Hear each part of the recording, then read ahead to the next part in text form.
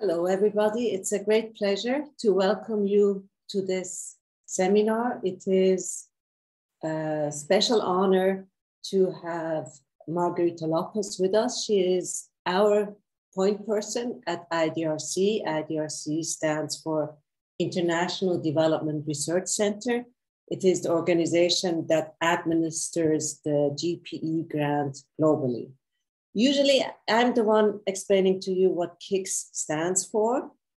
This time, I have the privilege to pass on the floor to Margarita, who will explain to you briefly what the GPE-funded project is all about. So, Margarita, the floor is yours. Thank you very much, Rita, for your kind words. And it's a pleasure to be today with you. Usually, because of the time zone, I'm not attending all the webinars. So good morning from Ottawa. I'm from IDRC in Ottawa. And yes, I'm a senior program specialist at KIX, so really responsible for all what is happening in this EAP region. And very, very satisfied to be today with you. Just a couple of words to say that we are in the second year of KIX, so really, I think, advancing very well. So we have, since the beginning, we have established these two mechanisms where we really try to have, from one side, learning, research coming from learning coming from research, and in parallel, we have the exchange side. And the hubs in general, we have 4 hubs. The 2 hubs in the Africa region, 1 hub in Latin America, and this big hub in the Europe, Asia Pacific region. So hubs work on knowledge mobilization, knowledge exchange, and it has been so precious for us. The big point today, I think, is we are really seeing this joining activity between the 2 mechanisms. We have the result, people that are working on research, UNICEF specifically presenting today what the projects funded by KIX are really doing, advancing, etc., and the way they are really joining the hub today. So this knowledge mobilization. So I won't say more than that because I think the floor is today for the speakers to see what they can share with us and how we can later go further into the region.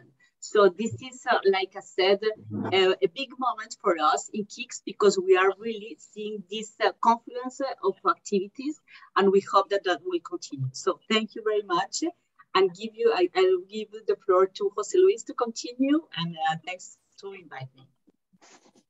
Thank you so much, Margarita, and hello to everyone who has joined our webinar today. So I'll briefly go through our webinar program, which is structured around the 2 KIX global research projects. Mix Eagle, UNICEF-led education analysis for global learning and equity initiative, is being implemented in the following countries in the EAP region: Bangladesh, Georgia, Kyrgyz Republic, Laos PDR, Mongolia, Nepal, Pakistan, Sudan, Uzbekistan, Yemen, as well as Kiribati, Samoa, Tonga, and Tuvalu. And the UNICEF Office of Research Innocenti is leading Data Must Speak initiative, which is being implemented in the following countries in the EP region: Laos PDR and Nepal. So I'll ask the technical host to share the slide with the webinar agenda. The webinar will start with Peggy Kelly, Statistics and Monitoring Specialist at Mix Eagle UNICEF, who will present the findings from a recent UNICEF report, Are Children Really Learning? An exploration of foundational skills in East Asia and the Pacific. We will have then time for a first Q&A session, and we invite you to please include your questions and comments in the chats at any moment. Amy Crompton, KIX EAP Knowledge Lead, will be supporting then with moderation of the Q&A sessions. Erin Tanner, Education Specialist, UNICEF Regional Office for East Asia and the Pacific, will then guide us to the lessons learned in tackling the learning crisis in the context of the COVID-19 pandemic. Her presentation is titled Recovering and Transforming Foundational Learning in East Asia and the Pacific. A second moment of Q&A will lead us to the second KIX Global Research Project, Data Must Speak. Eva Randonite, education researcher, from Data Must Speak will address the positive deviance research, leveraging national data sets and co-creating research to uncover and scale local solutions to education challenges. Following a short Q&A, Jimmy Ostrom from UNICEF Nepal Country Office will share Data Must Speak experiences in Nepal. We'll then have a longer space for question and discussion before closing the webinar. With no further delay, it's a pleasure to give the floor to Dr. Peggy Kelly, who will be the first guide into this knowledge and exchange experience. Please, Peggy.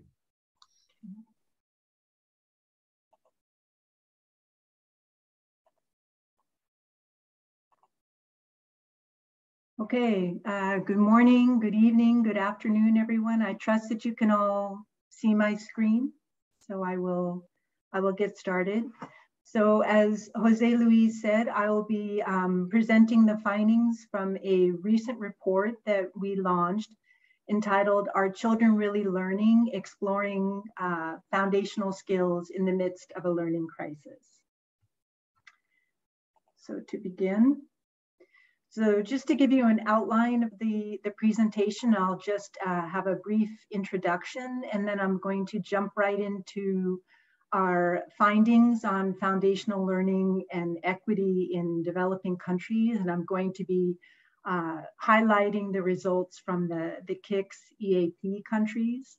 So we'll be looking at first the overall foundational learning skills, and then diving in a little more closely into some equity issues, looking at disparities based on wealth, children with and without disabilities, children engaged and not engaged in child labor, and gender differences. And then I'll also be looking at foundational learning analysis related to the COVID-19 pandemic, looking at children who are in school versus those who are out of school, as well as a simulation on what we call teaching at the right level. So let me begin. So as we enter the third year of the pandemic, and I was mentioning to someone, it really is incredible now that we have years that we're referring to the pandemic, that we see that really education, which had been known as the great equalizer, is really becoming the great divider. And just, you know, one point I wanted to highlight here is just in the last 2 years, 147 million children missed out on at least half of in-person learning. إذن الأطفال ربما قد فوتوا الكثير من السنوات، وقد وصل ذلك إلى ما يساوي خسارة بتريليوني من الساعات في التعليم. فإذن في دراستنا Lyle, I think you are in the wrong channel. Lyle or Joanne, can you please make sure that you are in the... Oh yes, they got mixed up, sorry. Okay, yes. Please, go ahead, Peggy, go ahead. Okay. So our study, we examined 32 countries and territories, and 6 of these are in the EAP KIX hub, which I'll be getting to in a moment. But we covered quite a number of topics, and ranging from gender, wealth, child labor, disability, learning progression, children in and out of school, internet access, differences by language, learning loss estimates, and COVID learning loss and recovery simulations. So all of that related to foundational learning. So our first finding, so we looked at the foundational reading and numeracy skills of children who are attending grade 3, because foundational skills are geared towards children at the end of grade 2. So we looked at those attending grade 3, and so therefore, these are children who should have these skills. But we found that from among the median, you know, the average, the median from among the 32 countries we looked at was that only 30% of these children in grade 3 had the foundational skills, the foundational reading skills that they should have acquired at this point. And then I just highlighted in red boxes the KIX EAP countries. So Nepal and Sindh in Pakistan are both below the average at around 25%. And then we have Punjab in Pakistan and Bangladesh, which at 32 and 34% are close to the average. And then we have Kyrgyzstan and Mongolia at 48 and 53%, which are above the average. And then we did a similar analysis for children with foundational numeracy skills. And we found that that was even lower on average, with only 18% on average of children in grade 3 had foundational numeracy skills. And similar to the findings for reading, we found that both Pakistan, Sindh, and Punjab were below average. Bangladesh was just about at average at 18%. And then Nepal, Mongolia, and Kyrgyzstan were all above average. But you'll see that even, in this group, Kyrgyzstan, which is above average, still only 45% of grade 3 children had foundational numeracy skills. So we find that, in addition to there being this true learning crisis because foundational skills are so low, we see equity issues as well. So children are less likely to learn to have the foundational skills if they come from low-income families, if they have a less supportive home environment, if they have functional difficulties or disabilities, and if they're involved in child labor. But we did find that girls tend to outperform boys, at least in reading. So again, to delve into some of these points a little more. So we found that the median gap in reading skills between children from the poorest households and children from the wealthiest households was on average about 22%. But I wanted to highlight, for example, Bangladesh, for example, where only 23% of children from the poorest households have foundational reading skills, but 55% from the wealthiest households. So we see a gap of over 30 percentage points in that country.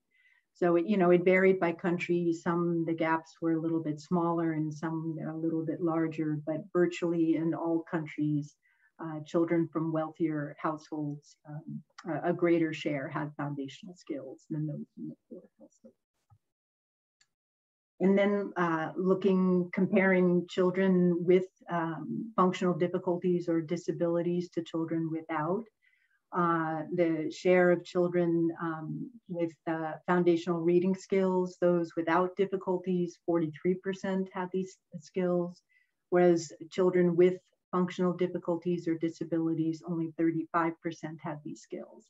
And then similarly, there was a gap for foundational numeracy at 28% for children who do not have functional difficulties and 22% for children that do have disabilities or functional difficulties. Now this graph, I apologize, it's a little busy. But really what we're looking at is we're comparing the red line in all of the graphs. Each graph is a different country, and I highlighted in green the KIX EAP countries. So if we were to take Kyrgyzstan as an example, the red line represents, these are all children from the poorest 40% of households. But the red line represents children who are in school and not engaged in child labor. And the blue line represents children who are out of school and in child labor. And we see that in virtually all the countries, the rate of foundational reading skills is about double for children who are in school and not in child labor compared to those who are out of school and in child labor. So the message is clear that children should not be in child labor and they should be in school if they're able to learn. And then here is, I really like this graph. I think it's very telling. So on the left, this is showing gender differences in foundational reading and numeracy skills.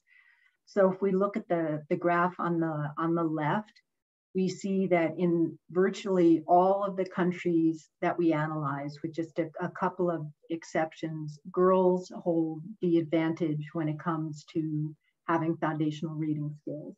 And in fact, you know, I highlighted in green bars all of the KIX EAP countries, and in all of those countries, girls hold the advantage. And then when we compare that to foundational numeracy skills, it's a little bit more mixed, but still girls do show the advantage in more countries than boys. So I thought that was a very interesting finding. And now I'll switch to looking at foundational learning skills as it relates to the COVID-19 pandemic. So we had found that enrollment had been increasing for years, and then the out-of-school rate actually began to climb, with the number of out-of-school children from primary to upper secondary increasing from 5.9 million in 2018 by 5.9 million from 2018 to 2020. And it's the first time that we've seen what had been a decreasing trend reverse and become increasing in the total number of out-of-school children as far as we can see from the historical data. And then comparing, you know, children who are in school versus children who are out of school, we found that really in just about all of the countries analyzed, children who are out of school have lower rates of foundational learning skills in both reading and numeracy than children who are in school. And the difference is really quite dramatic. For reading, the median for children who are in school is 46% have these foundational reading skills versus only 12% of children who are out of school.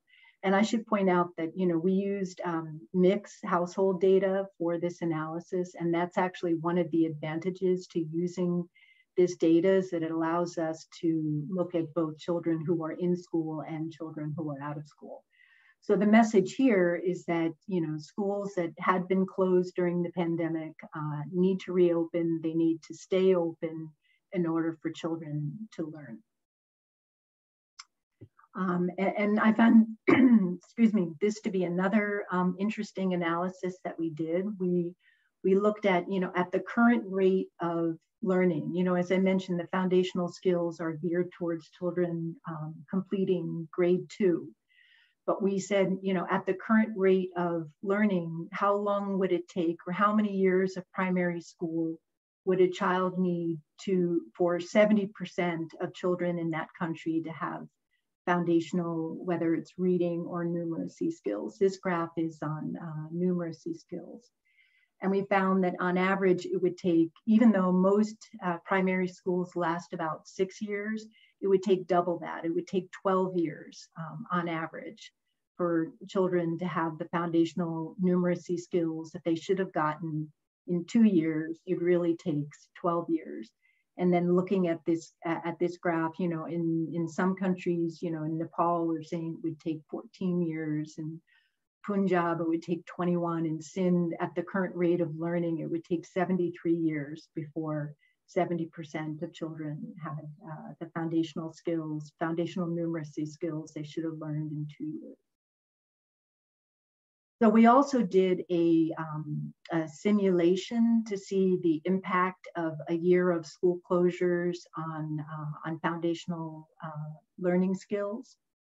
So what we did is we said, we looked at both younger children who are currently in grade 1 and children who were a little older who are currently in grade 6, and to see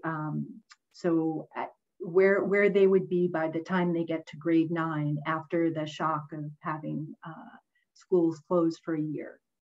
So if there had been no shock, the children currently in grade 1, by the time they get to grade 9, 78% of them would have foundational reading skills. But with the 1 year of school closure, only 51% would have foundational reading skills. And then the drop would not be as dramatic for the older children, would only drop to 71%. So then we said, well, if there had been some remediation efforts, but only for, looking, the first simulation only looked at remediation for a single year, and then normal learning would resume. And using that scenario, we see some recovery of learning, but only mild. It just went from 51% to 55% for the younger children.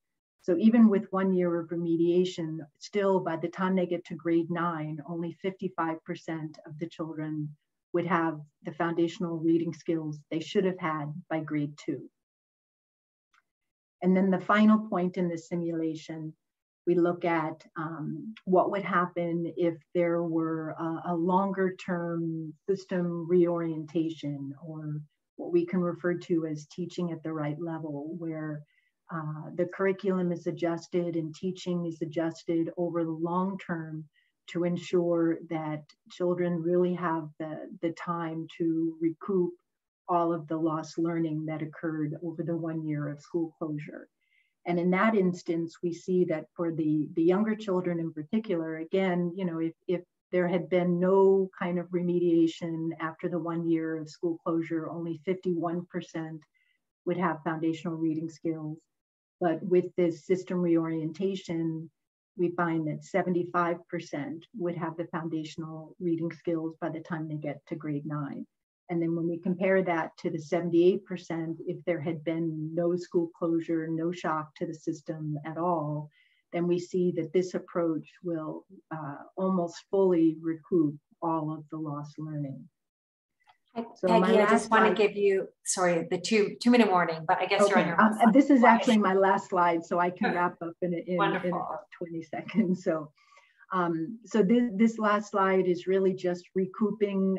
It's just presenting the simulation in a slightly different way that's perhaps a little bit more intuitive, where we see for the grade 1 students, the blue line at the top represents if there had been no school closure, and we see that, the beginning in grade 1, it's, very few students have foundational reading skills, but by the time they get to grade 9, 78% have them. And then the yellow line below that shows if there had been, if system reorientation or teaching at the right level is implemented, then that line almost brings us back to where we would be if there had been no school closures. But the other two lines, the lighter blue and the kind of rust color, they show what would happen if either nothing is done, then only 51% of children will have foundational reading skills by the time they get to grade 9. And the 55% shows what would happen if there were just 1 year of investment in remediation to recover lost learning. So I'm going to stop there, and I'd be happy to answer any questions you may have. Thank you very much. Thank you so much, Peggy.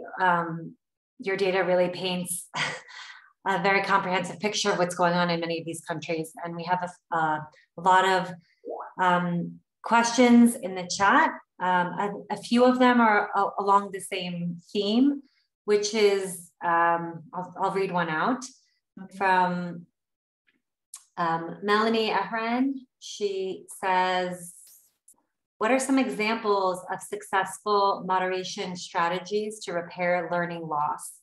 High dosage tutoring, after school programs, remedial teaching, weekend schools, programs aimed at well-being. And we have a couple questions of people wondering, well, now what do we do that we have this data? How can we address some of these issues that you present? Okay. Well, I mean, some of the points that were mentioned about, different strategies, those certainly could be used. But I think when we talk about system reorientation or teaching at the right level, it's aimed at, adjusting the curriculum so that it suits like where students are at the moment. because it's not assuming that just 1 year of remediation, children will be able to catch up the 1 year of lost learning due to school closures. Or in some countries, you know, schools have been closed for more than a year, perhaps. So it's really, you know, looking to see where children are to assess their learning, and then making adjustments in the teaching and the curriculum and so forth, so that it can help children to catch up gradually over time. So that's really the point, that, you know, it may take some children longer than others, and you want to give children that time and that space so that they can recover the lost learning in the way that that makes the most sense to them.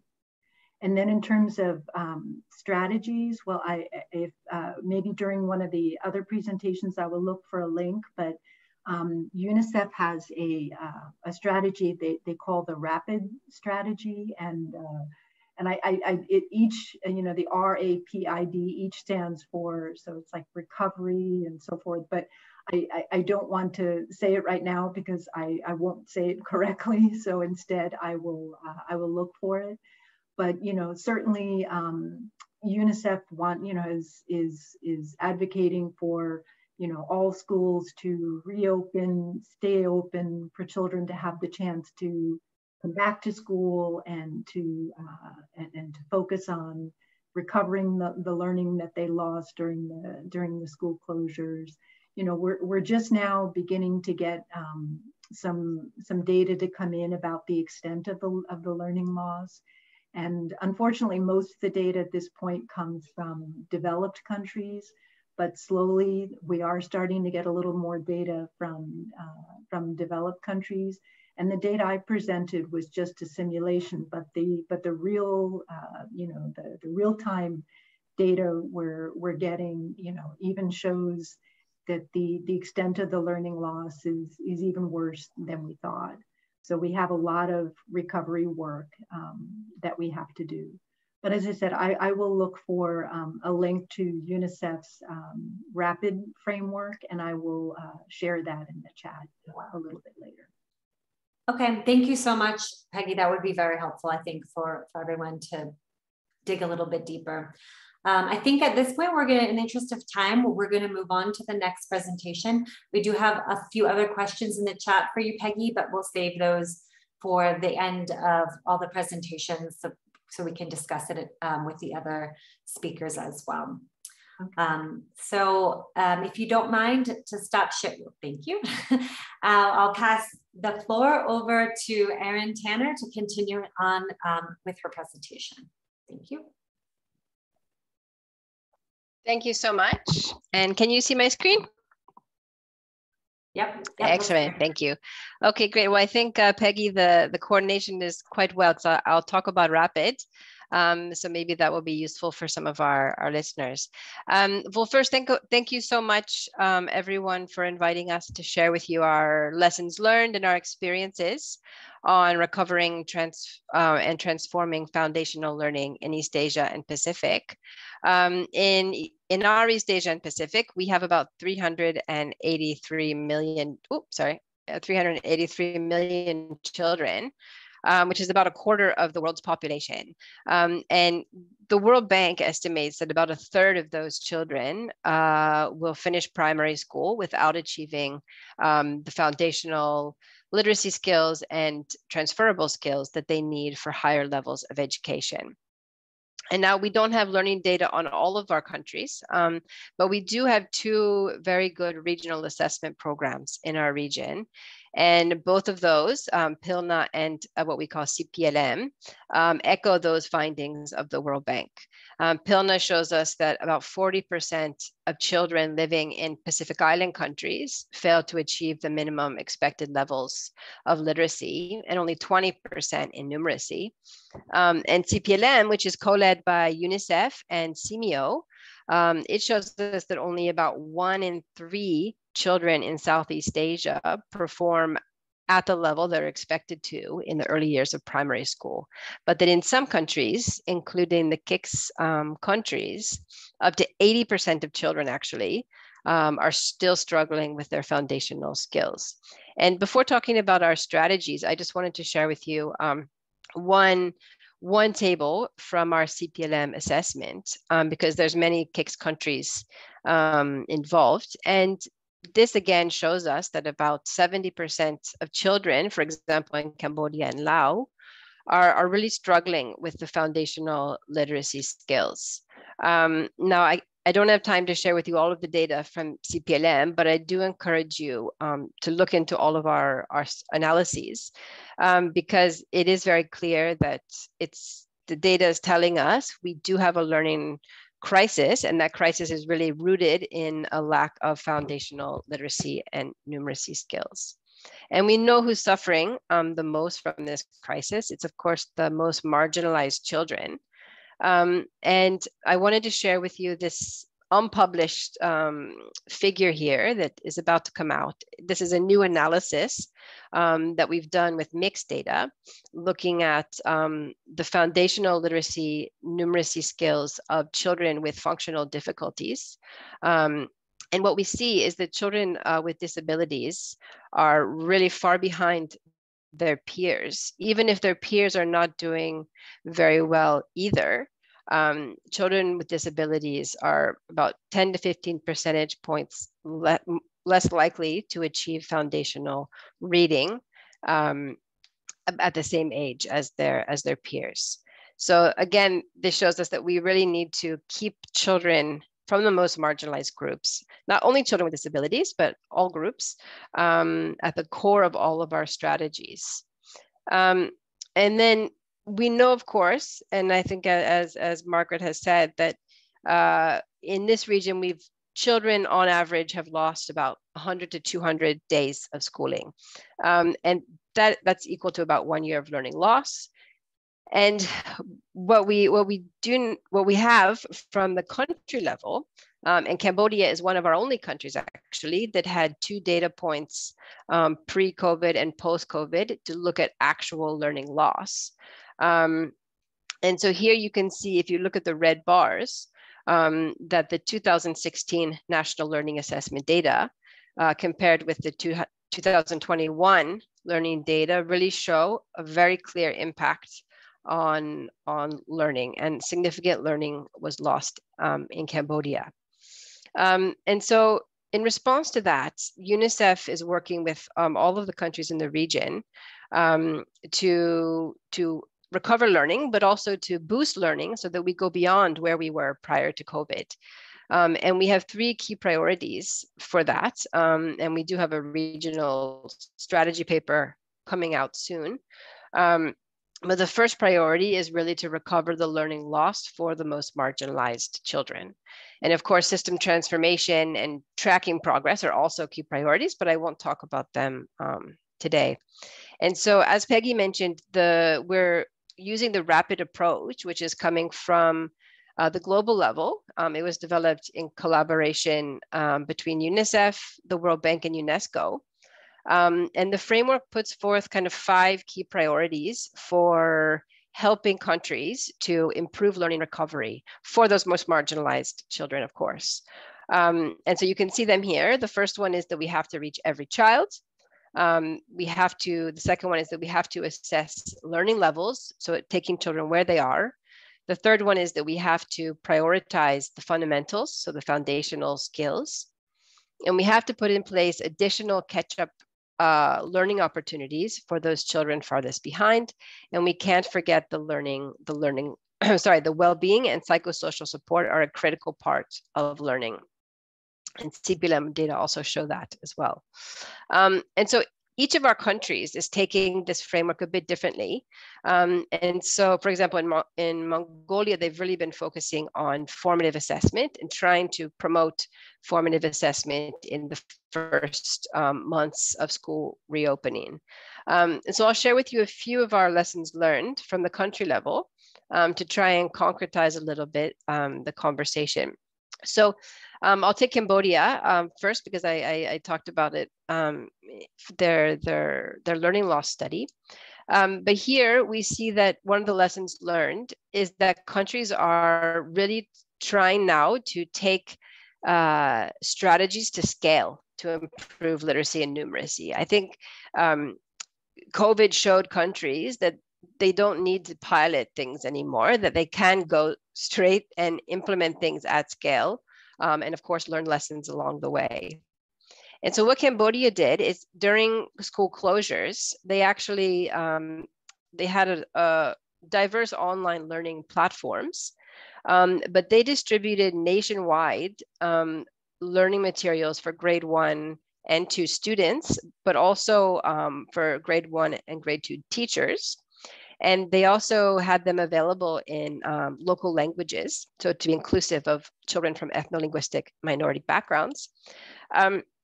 And now what they're doing is they're building on that success, and they've launched a national drive for early grade literacy and numeracy.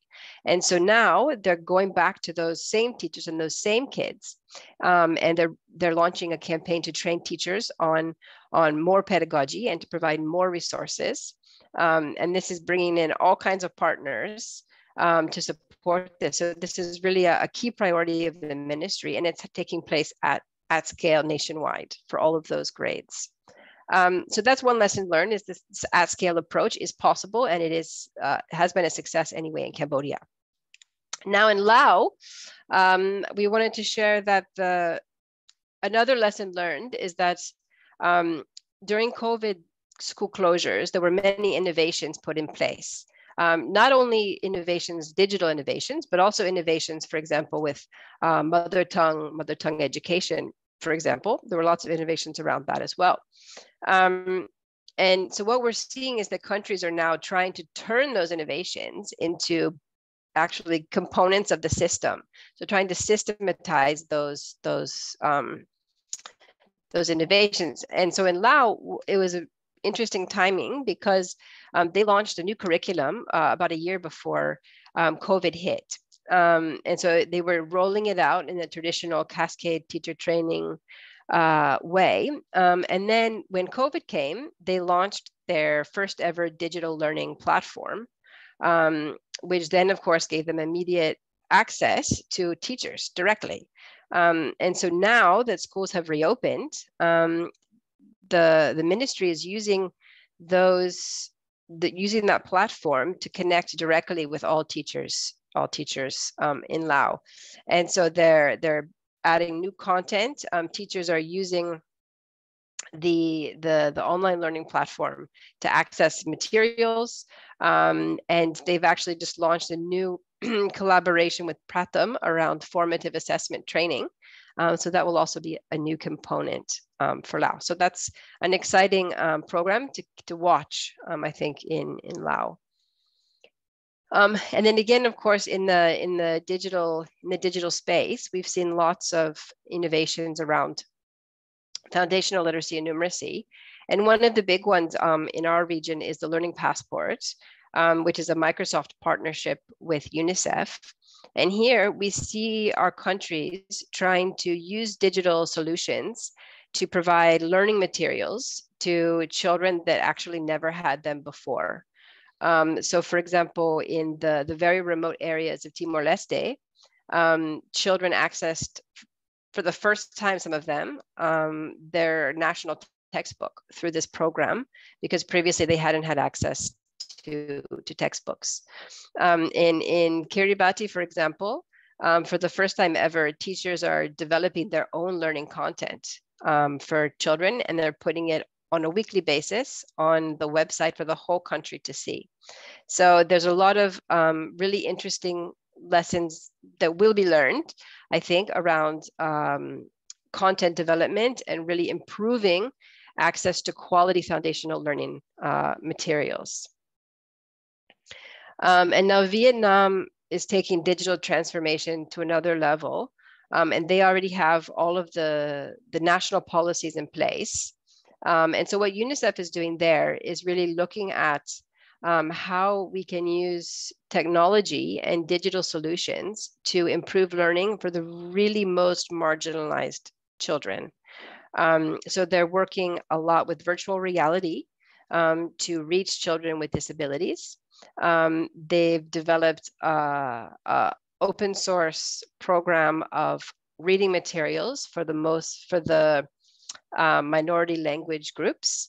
And they're looking at new approaches to learning math through augmented reality. So this is really a very innovative approach where they're trying to completely change the discussion around how to teach these children from the most marginalized groups.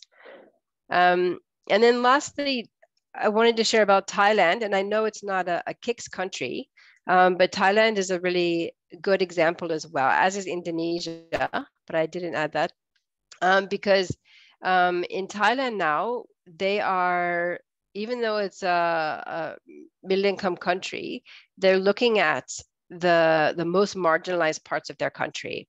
And they have a renewed energy to really look at children from ethno-linguistic minority backgrounds.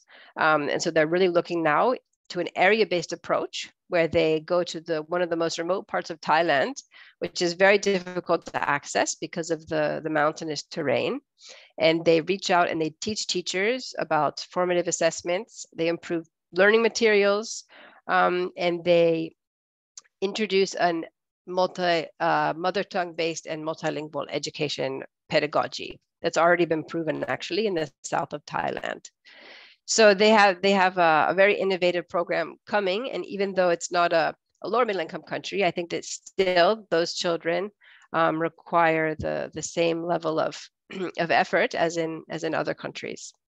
So I'll leave it there for you. I hope that wasn't too fast and too much information, but I'm happy to continue the discussion and answer any questions that you may have. Thank you.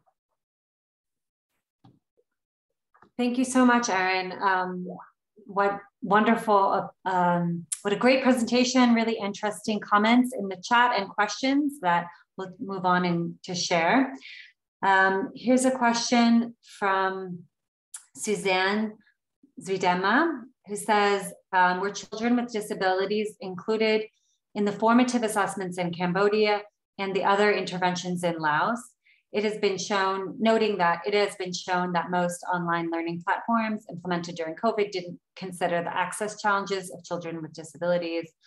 And sort of I guess to merge comments, a previous comment from Maka Sabel Lashvili says that we should take into consideration problems of ethnic minorities in terms of education. So perhaps addressing both how this affects children with disabilities as well as ethnic minorities would be great. Thanks. Sure.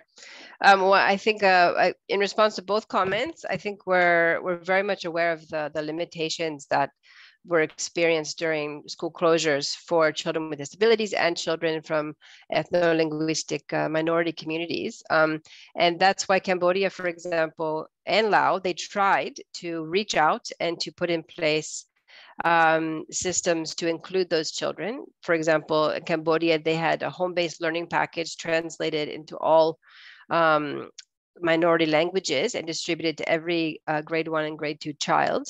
Now, that's not a perfect solution, and there are no perfect solutions still to this day. But I think COVID really made ministry and partners more aware of the needs of those children. And so that's why now we really see these nationwide drives on learning at the foundational level, because I think a lot of the awareness was brought on by those children's lack of access to the digital platforms. I'm not sure if that helps, but that's how I would answer. Thanks. No, thank you so much. I think we'll move on. We have a few other questions we can save for the end of the webinar today. For now, we'll move on to Yeva Radotunite, who will be presenting next. I'll give the floor to you, Yeva. Yes, hello, everyone. I hope you can see my screen well. Yes. Yes, we can see it. Perfect. So hello, everyone. My name is Yeva Rodonita, and I'm part of the Data Must Speak Positive Deviance Research. And I'm really happy to be here today and share with you our experiences while leveraging nationally available data sets and also co-creating research with ministries of education. So the theme of this webinar, the use of data, is actually at the heart of the global Data Must Speak initiative, which has done a lot of work with school report cards, but also a number of education indices, with the final goal to improve the use of data nationally. And since 2020, this global initiative also has a research component, a positive deviance research component that is currently operating in 14 countries across the globe, but also with the same final objective to improve the use of data. And in today's presentation, I will briefly introduce this research to you and then show how we are trying to make data speak throughout the different stages of research before we go into more specific example of Nepal. So throughout my presentation, I will focus on more global insights, but also using examples from Nepal and Laos. Data Must Speak Positive Deviance Research wants to identify positive deviance schools in countries that perform better than their peers, operating in similar contexts and with this very similar amount of resources. And then the goal of the research is to identify positive deviant behaviors and practices in these schools that are actually making the difference and that make them successful, with the final goal then to scale them up at an optimal scale.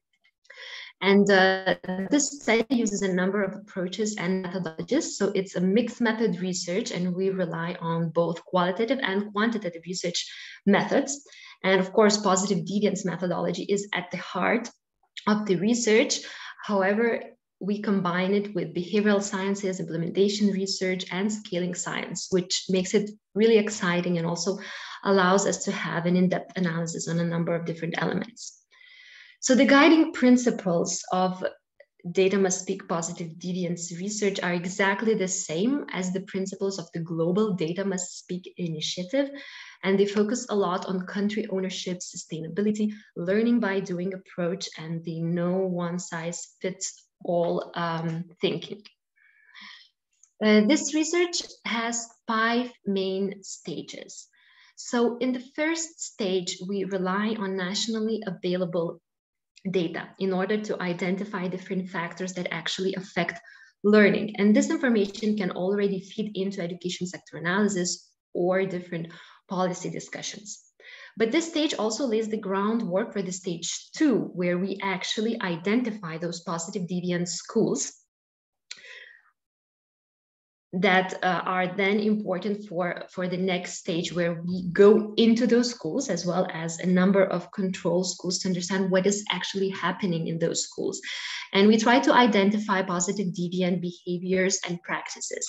So we want to know what are the practices, but we also want to understand why they are taking place in these specific contexts, with the final aim then in stage 4 to scale them up at the at the optimal scale. So in stages 3 and 4, we are using behavioral sciences, implementation research, and scaling science. And finally, in the stage 5, we want to share all these results with country level partners, but also more globally. So now I will try to show and to unpack a bit further how in each of these stages we are actually using the nationally available data, but also how we are collecting additional primary data using approaches that will then allow us to have the highest level of uptake of the research results. So in the stage 1, as I've mentioned, we very highly rely on available administrative data. So mostly education management and information system data, but also, and depending here on context, on other administrative data, such as, for example, sample-based assessments or administrative surveys. And as much as possible, we are trying to link these data sets in order to have more insights for our analysis. And so why are we doing this? And what kind of results we obtain. So first of all, the rationale behind is to avoid duplication and to avoid collecting primary data that actually already exists in the system. So we engage with these nationally available data sets together with our partners in the Ministries of Education. And as a byproduct of this process, at the end of it, we have clean and ready national data sets. So this is the information that is already with the Ministries of Education. We just present it then in a way that is also ready for other kinds of analysis that then can be done with this data. So this process, and especially the analysis element of it, actually also allows to see the different possible uses of the existing data that is sometimes remains underused, but this process actually can show the potential of this data, which helps to create more confidence and more trust in the national data, but it also creates incentives to further improve data systems so that more detailed analysis can be also done in the future. This also allows the strengthening of national capacities to explore existing data as we are proceeding with throughout the different steps of its analysis with our partners. And finally, as I've mentioned, we obtain a number of insights into the main factors that are affecting learning, and also this allows us to identify positive deviant schools. And this information can readily feed into education sector analysis, which was the case in Nepal, and my colleague Jimmy will say more about that. However, in order to respond to our research questions on positive deviant behaviors and practices, we need to collect additional data. We need to collect primary data. And we are doing it in the way in using the approaches of co-creation and co-implementation to create as much ownership as possible of that data, because at the end of the day, it's the ownership that can lead to a better use of the data and better use of results at the end of this process, and then hopefully better inform a number of policy discussions. So what do we co-create? So first of all, we create the design of the study, the methodology of each phase, as well as research tools with the Ministries of Education. And so what do we co-implement? So here again, we proceed with a number of steps. So first of all, data collection, data analysis, and we also work together on the outputs that are being produced. So for instance, in Laos, the data for the stage 3 of this research was collected by future teachers, which allowed them to also gain an interesting experience when it comes to a number of challenges and existing solutions that were already in the system. And when it comes for data analysis as well in Laos, what we will soon be doing is actually taking these preparatory work on quantitative and qualitative data and working together with the ministry to get a list of recommendations that our partners will actually construct and deduce together with us. So this has a number of implications, because first of all, it allows us to have a truly and generally more contextualized research that better responds to policy priorities, the needs of the system, and knowledge gaps. So for instance, once again in Laos, we added additional questions on COVID-19 pandemic and the situation, because this was a great preoccupation for the ministry, and this is why we actually included the related questions in our research tools. But also this approach that I've just described allows us to build on the existing in-country knowledge already in the design of the study, meaning that we define together the people that we're going to talk to, but also to the level of the tools where we can frame specific questions together. This allows to strengthen the ministry capacities in data collection, analysis, and interpretation, as we're doing this together throughout the different steps. And finally, it helps to build a stronger national ownership of the results that then leads to higher uptake. Because in this way, we work together with partners throughout the whole process. And finally, and probably also very importantly, this helps to lay the groundwork for an optimal scale of those classroom solutions, meaning building that bridge between research findings and policy change. So I will stop here, and before giving the floor to our colleague Jimmy and the experience in Nepal, I will just stop for a minute to see if there are any questions at this stage. Thank you so much, Eva. Very fascinating presentation. It's so interesting to hear about your approach and the framework that you're using for this project. And others have said in the chat, they agree. It's been very informative for them. And we'll go to a question from Andy Smart, who says, how does the data collection allow you to identify positive deviance in schools? Positive deviance schools, sorry. Yes. So thank you for this question. So positive deviant schools in the research, they are being identified based on the nationally available data, on the EMIS data systems. So this is where, based on the analysis of the EMIS data, we identify positive deviant schools. So then when we actually go into those schools, we already know which schools are positive deviant schools and which are control schools. And then while collecting primary data, our main objective is to identify positive deviant behaviors and practices, the actual practices that people at school level or outside the school are actually putting in place to make those schools succeed. Okay, wonderful. Thank you. I think we can go for one more question before we move on to your colleague, Jimmy. Melanie Ehren from the Free University of the Netherlands wonders how well examples from these schools are scalable. Would it not be more informative to learn about change trajectories? For example, how low performing schools manage to improve over time? I can repeat it if you'd like. Yes. No, so I think that definitely the suggestion here is indeed very interesting. But so once we identify in the stage 3 positive behaviors and practices, the stage 4 will actually delve into this question of scalability. So then there will be an additional smaller data collection to actually see what are the challenges or potential incentives to put them in scale and whether it's actually feasible and what are the conditions actually necessary to put them in scale. So there will be like additional research work in stage 4 to make sure that are scalable. But I agree that looking at how low performing schools improve over time would also be very interesting. The data allow that. Wonderful. Thank you so much. Okay. I think now we can move on to our final speaker for today, Jimmy Ostrom, who will speak about Nepal's examples in the Data Must Speak project. So over to you, Jimmy.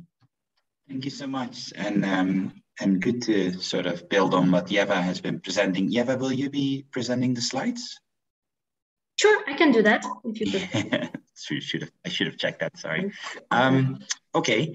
So basically now bringing what Eva explained about positive deviance down to Nepal, and we saw a few questions already in the chat from Koirala sir about what this means in the case of Nepal in terms of data and what we are planning in terms of will this improve the education quality. So I wanted to just very quickly tie up, because Nepal has appeared now in a few of the presentations. As you could see, one, we were, just like many other countries, facing a learning crisis before COVID happened. And our colleague Peggy also showed that it will take about 14 years, for example, for all grade 2 students to be at the right proficiency levels, some of the other stats.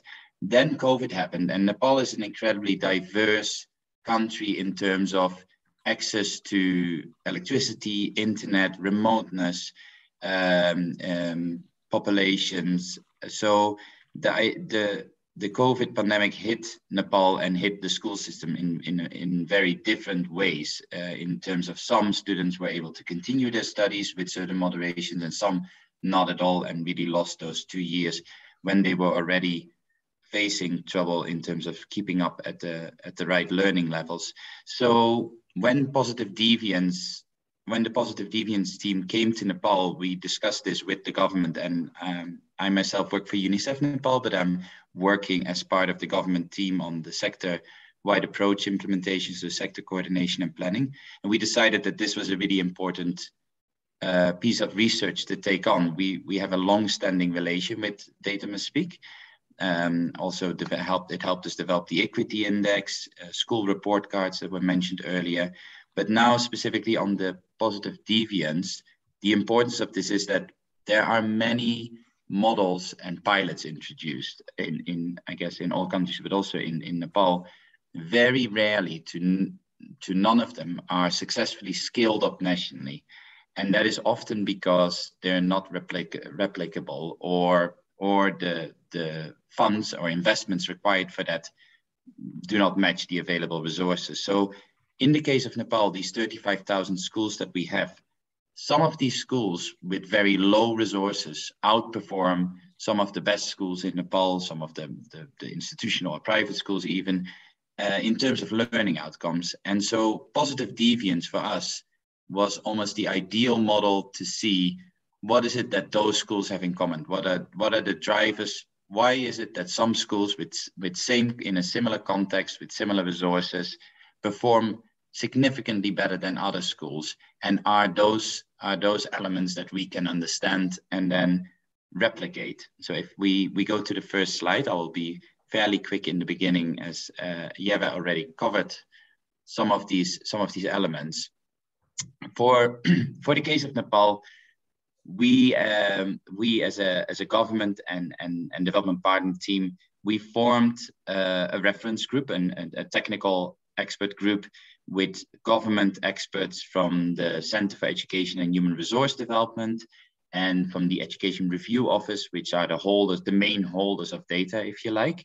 So we used EMIS data, as Yeva mentioned, from 2016 to 2018. And the reason is that we didn't go further back for that, is that as Nepal went through a federal transition, EMIS was moved to a web-based system, and so changed in terms of its reporting and in terms of its structure. And so we used the database that was built up after it had been moved to an online system, as well as the NASA, the National Assessment of Student Achievement data that was available from 2012 to 2018. So quite an extensive data set. We then, as a joint team, worked together with the Data Must Speak team that supported in the methodology and walking us through how we would combine and merge these data sets and then clean them up, as well as used the wider local education group that we are having in Nepal, which includes the government, the development partners, civil society organizations, and other main stakeholder representatives, as a sort of a reference group during joint sector reviews and broader meetings to validate sort of between the steps of the analysis and sort of the moving forward to the next phase. And so at the moment, just to let everyone know, we're now completing the second phase out of the 5 phases. So we've done the quantitative analysis and we have done the typology. We're now moving into the next phase, which is on the behavioral science, where we really will now go to these schools that we've identified as positive deviant schools to understand why the data is showing this. So the data showing a positive deviance, so showing an overperformance with the same inputs, if you like, is of course the quantitative part. Now we want to understand why, and I think that was also the question from one of the participants from the Dutch university. That's where, for example, we would be also really interested to see in whether there's any changes that have been occurred over time in those schools where performance, for example, increased after certain changes were made. So if we go to the next slide, this is just an overview of the process, and much of this has been covered, so I won't take too much time walking through this. But basically, these were the sort of steps in the first phase where we did merge data sets, cleaned them up, then identified the positive and the negative deviant schools. And we grouped the data by student-centered data, school-centered, and then the wider sort of community-centered data to understand these 3 different groups and develop indices within them to see where schools would outperform other schools. We're now sort of looking at the report and at the next steps for this, as the positive deviance team is coming back to Nepal to jointly with us work and develop tools for the next phase, which would be to actually go into the schools and understand these results. Just the last thing to mention here is that we had to do all of this during a COVID pandemic where there was a national lockdown. So where we were intending to sit down and co-create in person, we actually all got together in our virtual co-creation room every day after work and spent a couple of hours of both government, the team from Innocenti and ourselves. And in that way sort of worked our way through this. Yeva, if you could move on to the next one. Thank you.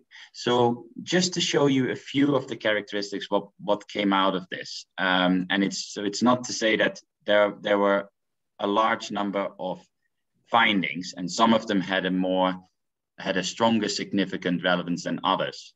But in some cases, these are sort of our starting points to pick up on, to say where schools had something in common that affected their performance, if you like. So just to take one of them from this slide, is that the percentage of students with early childhood development experience is associated with better promotion rates.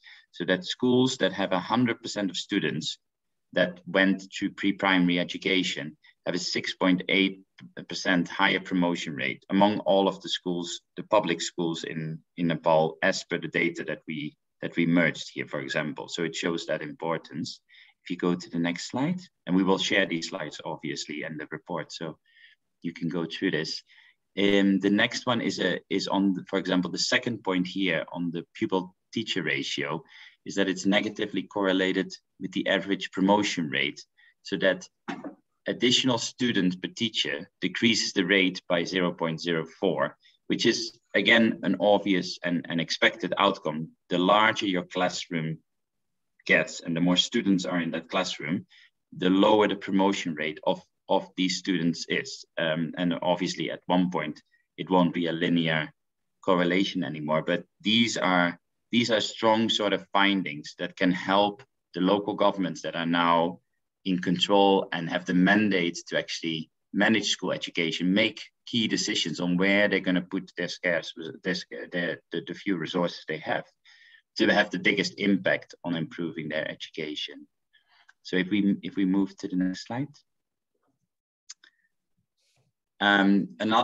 There were, besides the findings that we expected, there were also findings that were interesting and that we not necessarily had considered obvious. And so just to pick up again, one of the findings here was that the presence of a child club is associated with higher promotion rates.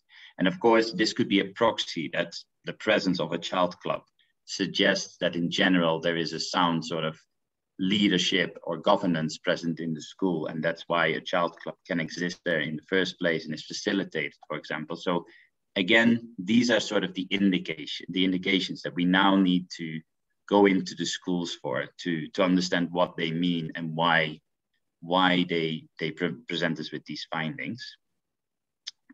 We have now, yes, the next slide, please.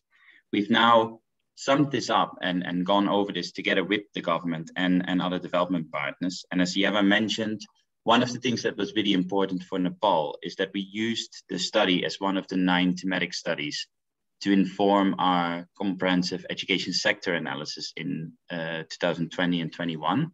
And that analysis has again informed the development of a new 10-year education sector plan. So the idea is really to make sure that we make data speak, in the sense that we use all the evidence in front of us when we need to prioritize and make decisions on what our key strategies and critical reforms are, because an education sector plan can't cover and can't finance all, so we're going to have to make choices. So here you see an overview of some of the main findings and recommendations that came out of the first phase, the quantitative analysis.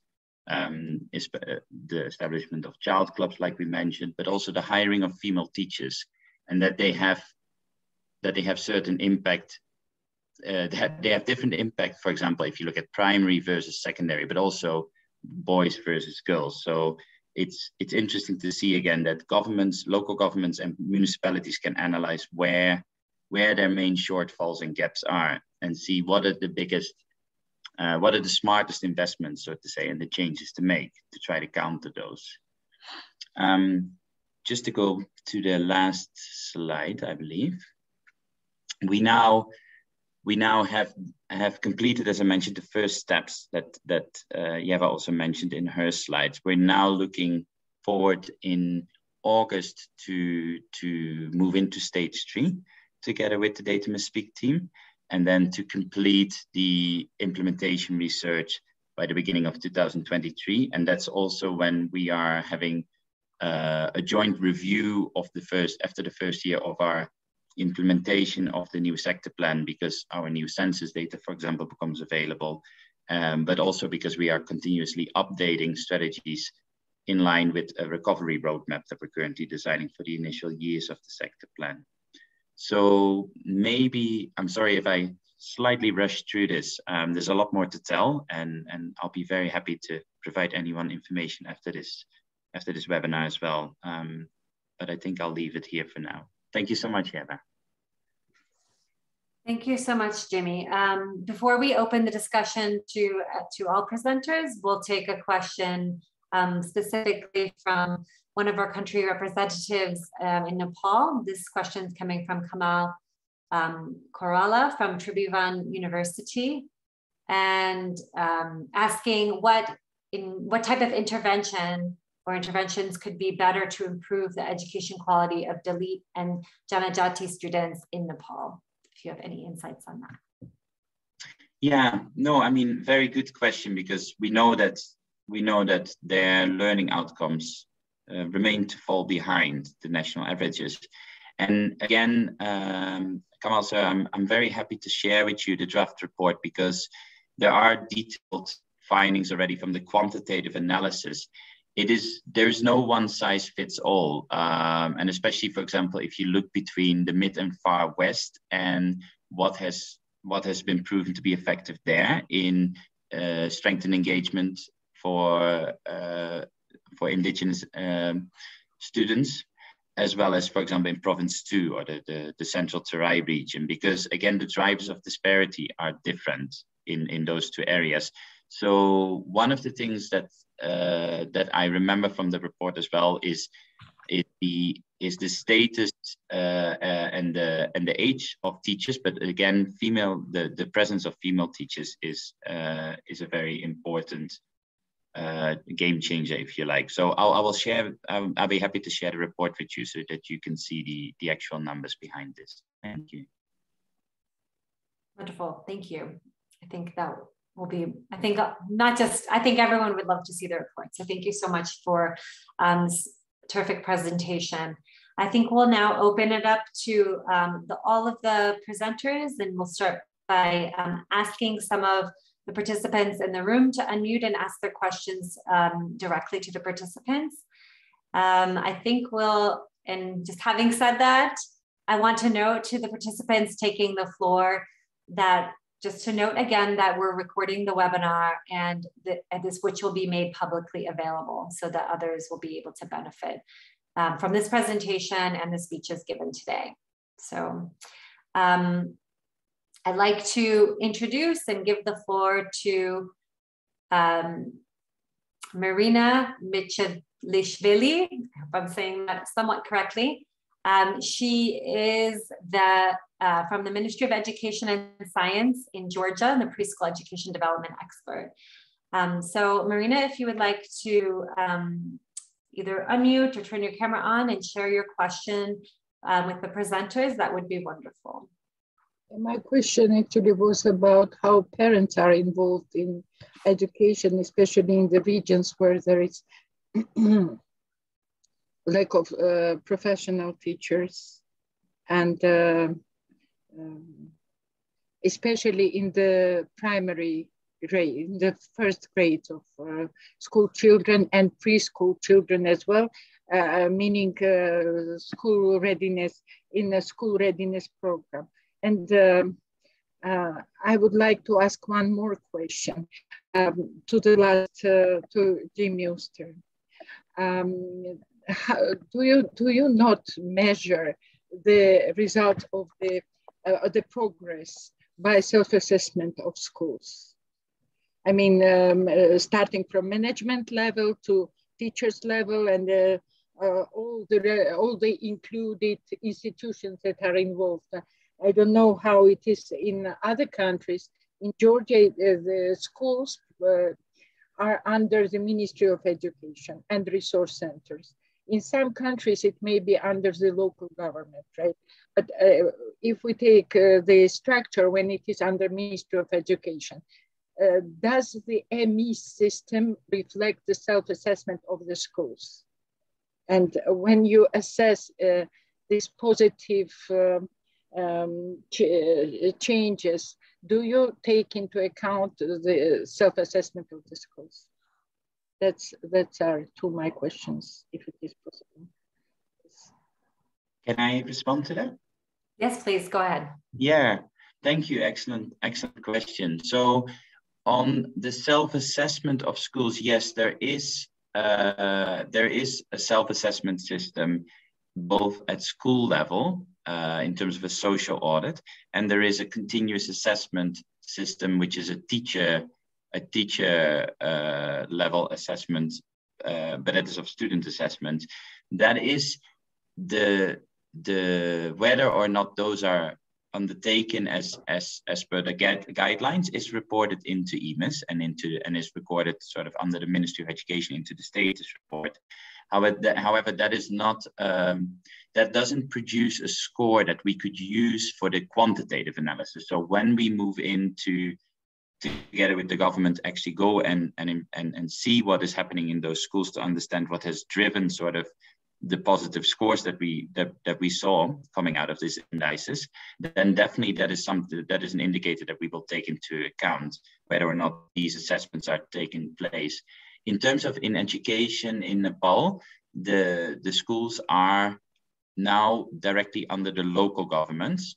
And so the mandate has been decentralized all the way down to municipal level. However, the Education Review Office is an independent body under the Ministry of Education, but an independently structured body to undertake assessments, both of student achievements, but also of school performance. So in that sense, sort of is the assessment body. And that office has been part of the team that undertook the analysis on the schools, on the positive deviance. Thank you.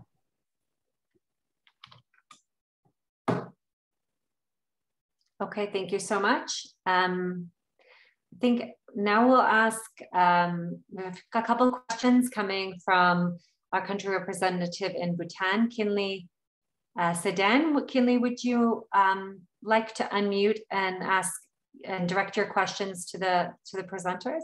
Thank you.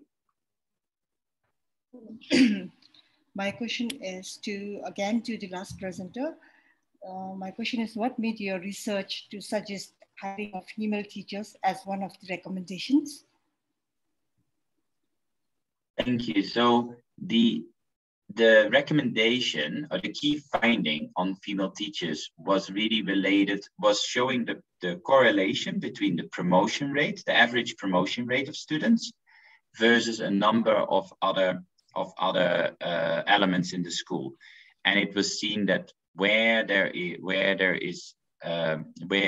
there's an increased number of female teachers, that has a positive correlation on the promotion rate. And again, there's differences in that is more significant when it comes to the primary level, grade 1 to 5, in that case, it has also a bigger significance for boys. It has, from memory, an increased significance for girls when it goes beyond the primary levels. So again, this is not yet a sort of a policy recommendation in stone to say hire more female teachers. This is an indication that for some reason in these schools where there are more female teachers present, the performance, the promotion is higher on average in similar schools. And so now it is up to us to go and understand, jointly, government and us, to what extent is that the driver of this performance.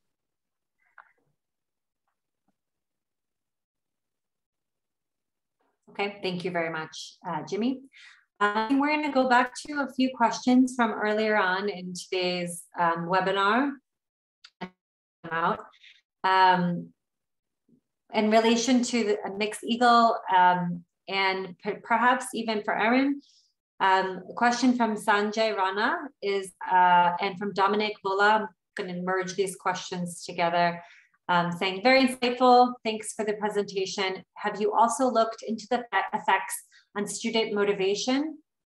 For example, are students now less likely to consider school and education as valuable, less likely to enjoy schooling? And then sort of related is how to address these gaps on the demand and supply side of these realities.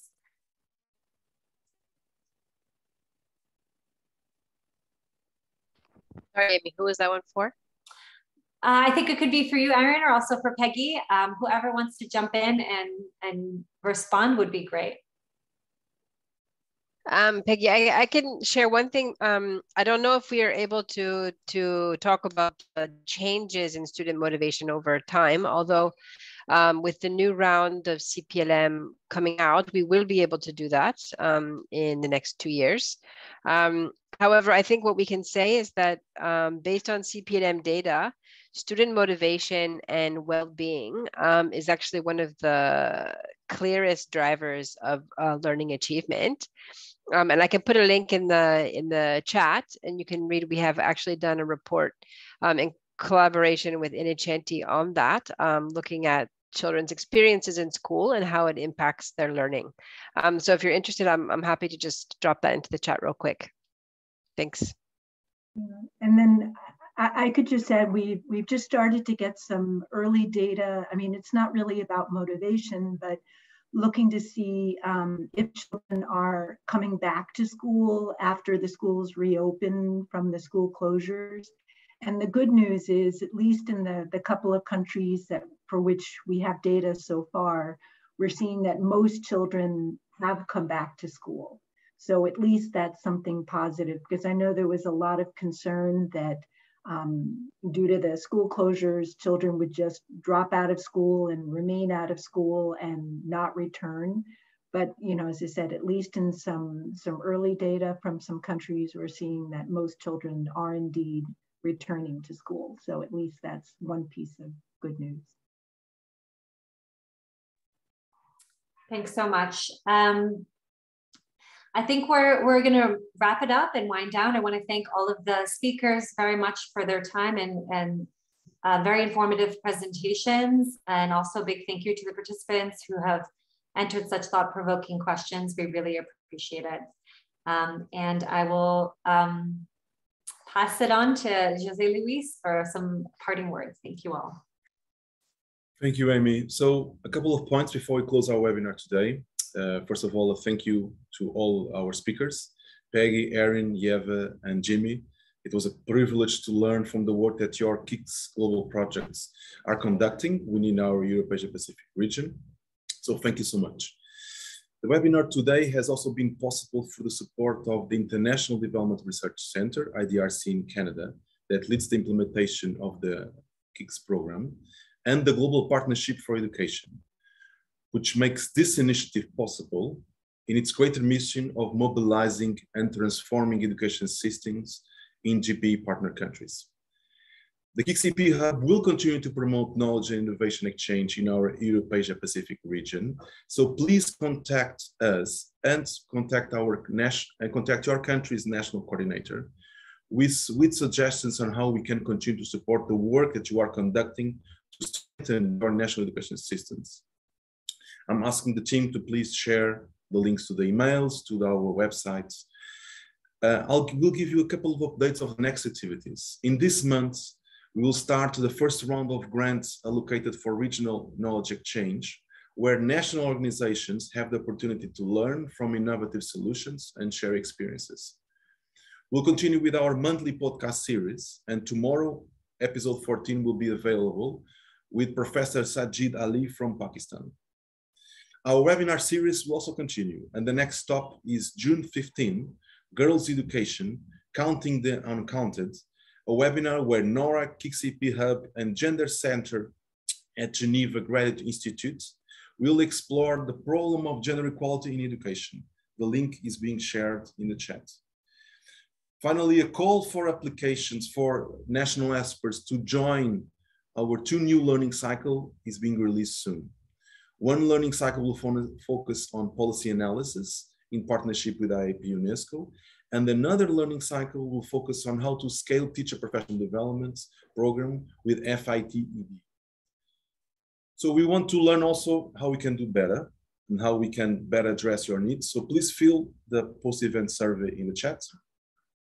And we invite you to subscribe to KIX EAP alerts to be informed of our activities. Also be informed of the progress of activities of all the KIX research projects in the EP region. Our journey does not stop here. It is just starting. Thank you all and see you all soon.